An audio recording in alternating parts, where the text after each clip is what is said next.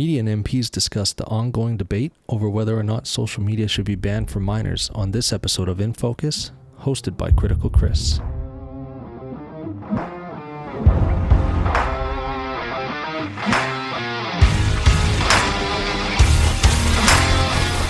Welcome to another episode of In Focus with Critical Chris. Not short enough to be a reel, and real enough to not be too short.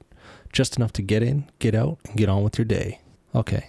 So there's been a lot of talk around the possibility of tabling a bill that would restrict the use of social media for minors. This is a topic that actually has some weight to it. As someone who is presenting information to you using social media, I have absolutely no problem with saying that there is a very troubling problem in our society, and it stems primarily from social media. I started thinking about this around 10 years ago after watching a video, ironically on YouTube, in which Sinek discusses the dangers of social media used by children. We know that engagement with social media and our cell phones releases a chemical called dopamine.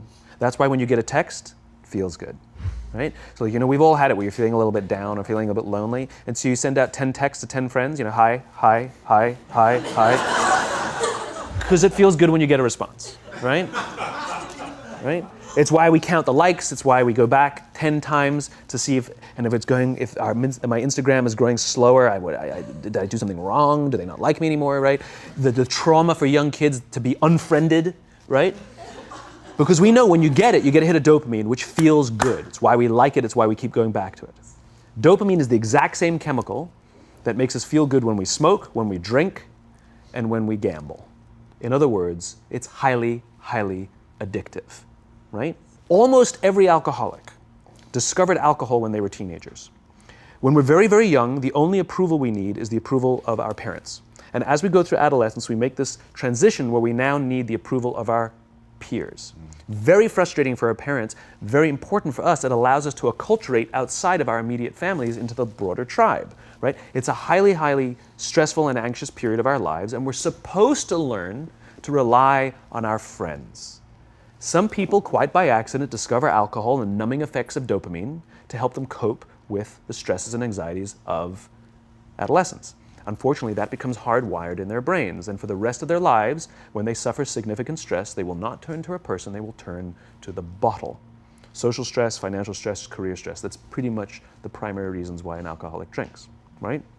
What's happening is because we're allowing unfettered access to these dopamine-producing devices and media, basically, it's becoming hardwired, and what we're seeing is as they grow older, too many kids don't know how to form deep, meaningful relationships. Their words, not mine. They will admit that many of their friendships are superficial. They also know that their friends will cancel on them if something better comes along. Deep, meaningful relationships are not there because they never practice the skill set, and worse, they don't have the coping mechanisms to deal with stress. So when significant stress starts to show up in their lives, they're not turning to a person, they're turning to a device. They're turning to social media. They're turning to these things which offer temporary relief. We know, the science is clear, we know that people who spend more time on Facebook suffer higher rates of depression than people who spend less time on Facebook, right? These things balanced. Alcohol is not bad, too much alcohol is bad. Gambling is fun, too much gambling is dangerous, right? There's nothing wrong with social media and cell phones. It's the imbalance, right? If you're sitting at dinner with your friends and you're texting somebody who's not there, that's a problem. That's an addiction. If you're sitting in a meeting with people you're supposed to be listening to and speaking, and you put your phone on the table, face up or face down, I don't care, that sends a subconscious message to the room that you're just not that important to me right now, right?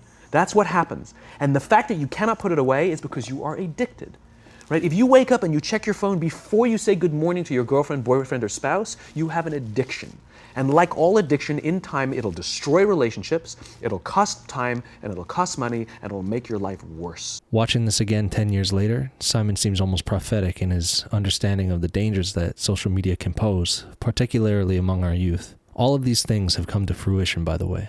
This is especially true for the youngest generation of kids who were forced by the government to sit indoors in front of computers and tablets for a year or more. They were told to hunker down inside because outdoors were just too dangerous. And herein lies the crux of the issue that I can't seem to unravel. 1. Kids spend way too much time on their devices, and it's destroying the crucial developmental stages of their lives. This is a problem that needs to be addressed. And 2, this problem should be addressed by parents, but it's not being done. This is especially true with kids whose parents struggle with the very same addiction they do. So what do we do? Insert daddy government. As with many social issues that have reared their ugly heads over the years, the government feels they can solve the problem better than anyone else. And the solution is always regulation, control, censorship. They feel they can parent your children better than you can. The problem is, even if their intentions were pure and clear, which they almost certainly never are, the results have historically not been so. Social programs almost always lead to an increase in dependence, reliance, and beneficiaries over time. So ask yourself, is the government really the answer to this ever-pressing issue?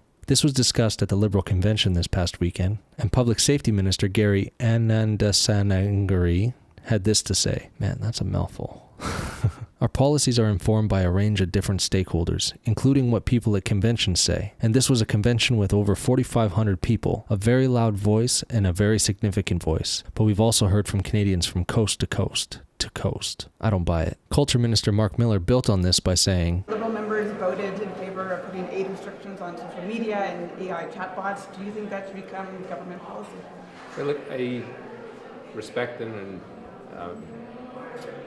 acknowledge the work that's been done and the concern where that policy proposal came from, and the grassroots have spoken. We do have to study that. It's clear that a ban or moratorium on social media by kids, who we do need to protect, can be an important element, but it can't be the only one. It's no surprise to anyone who has studied this issue that we're catching up to countries that are similarly situated, sometimes 5 or 10 years. There's a number of reasons for that. Being in a minority, having, frankly, in previous iterations of the bill, overreached. So I don't have an update for you on the status or any timeline for the introduction of a bill, but I do think it could be an important layer, but it has to be seen as that and not as the answer to everything. Online harms don't end as soon as you turn 15 or 16 or 17. People can be, and particularly marginalized segments of society, can be violently attacked online, and it's time for social media, social platforms to have some responsibility. If you see analogous situations in the States, I think people would agree with me saying that we shouldn't have to rely on state or provincial consumer laws to gain satisfaction, particularly after the harm has occurred. Part of legislating to make sure that online harms are prevented is to precisely prevent them from occurring in the first place, as opposed to suing afterwards or criminal liability. So being quite precise in what we intend to do, and having a layer potentially that include a moratorium or a ban could be helpful, but it's not the be-all and end-all. How seriously are you considering this idea? Like, is this it's one of the key questions you ask the experts to weigh in on, the expert advisors? Very seriously, and looking at some of the feedback. We have some work to do, frankly, if we want to get it right. The politics, perhaps, of it are convenient, but the policy has to be right as well, and it has to align with the objectives that we're trying to achieve. It also has to be effective. Any policy that's put into place, and we see some initial feedback from what's happening in Australia, has to be effective in its implementation. and herein lies the problem. Notice, he says that online harms don't end as soon as you turn 15 or 16 or 17. When you let the government parent your kids, it becomes apparent almost immediately that they never want to stop there. Whether it stems from undeserved feelings of altruism or from someplace built on malfeasance, it never stops at one. And this takes us back to our crossroads. We have a dilemma, a deeply rooted conundrum. Another social crisis has certainly taken hold of our population, and we have to decide. Can we trust ourselves, our families, our loved ones, our communities, our churches, our faith to guide us past it? Or do we pass the buck yet again to the government? The government that has shown us time and time again that they too are just people with the same flaws and the same inherent intrinsic capability of failing. Just remember this. You know your family. You know your loved ones. You know your community. You don't know the government. They are removed. They are elevated. They have an immeasurable capability to establish and maintain power and control with an insatiable lust to wield it. If they are just as flawed as we are, but yield more power, why hand them more? And ultimately, where does it end? Fortunately for us, the Liberals have already shown their hand. 45th Parliament's Bill C9, Bill C8, 44th Parliament's Bill C11, Bill C18, tabled Bill C63, 43rd Parliament's tabled C10, and C36, all shaped around censorship and control. It's really time to ask yourself a couple of questions. When has any government censorship in modernity led to a positive end? And when was the last time you picked up your copy of 1984 and gave it a read? I think it's time for a refresher. Chris out.